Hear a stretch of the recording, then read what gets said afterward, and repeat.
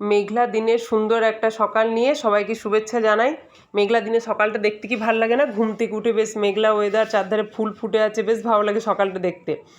এই সকাল সকাল আমরা উঠে পড়েছি। এবার মেয়েও নিচে গেছে, দুধের প্যাকেট দিয়ে গেছে আনতে।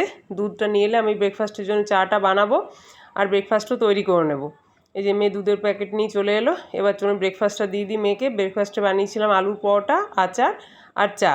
আমরা যখন ব্রেকফাস্ট খেতে বসেছি তখন দেখো বারান্দা আমার এক অতিথি চলে এসছে। প্রায় দিনেও আসে আমাদের এখানে প্রচুর হনুমান। ওকে একটা আলু দিলাম, খাবেও, আবারও দাঁতও কিচকিচ করবে। এই দেখো কি দুষ্টু দেখেছো, খুব বদমাইশি করে। আমাদের এখানে প্রচুর হনুমানে ভর্তি।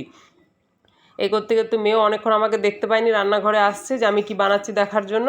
আমি তখন অলরেডি চিকেনটা বসিয়ে ফেলেছি। চিকেনটা যেরকম নর্মালি বানাই, চিকেনটাকে সাদা তেলে ভেজে তুলে নিলাম। তারপর ওই তেলের মধ্যে পেঁয়াজ, রসুন আর তোমার শুকনো লঙ্কা বেটে দিয়ে দিলাম। এবার যখন ভালো করে মশলাটা কষা কষা হয়ে তেল ছেড়ে এলো, তখন আগের থেকে ভেজে রাখা চিকেন আর আলুটা ওর মধ্যে দিয়ে আবার ভালো করে কষিয়ে নিলাম। বেশ খানিকটা কষানো হয়ে যাওয়ার পরে বেশ খানিকটা ফ্যাটানো টক দই ওই চিকেনের মধ্যে দিয়ে দিলাম।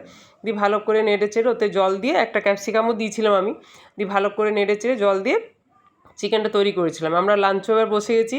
আজ লাঞ্চে হয়েছিল চিকেন তো হয়েছিল, আর পটল পনির হয়েছিল, আর ছিল উচ্ছে পাতা ভাজা।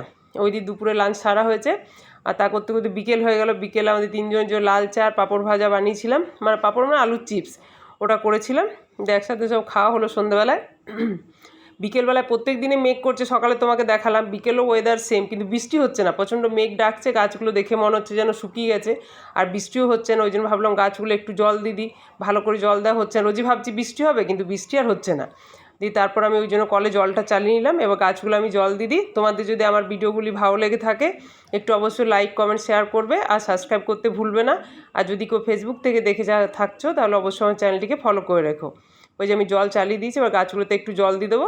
সবাই ভালো থেকো, চ্যানেলটিকে ফলো করে দিও।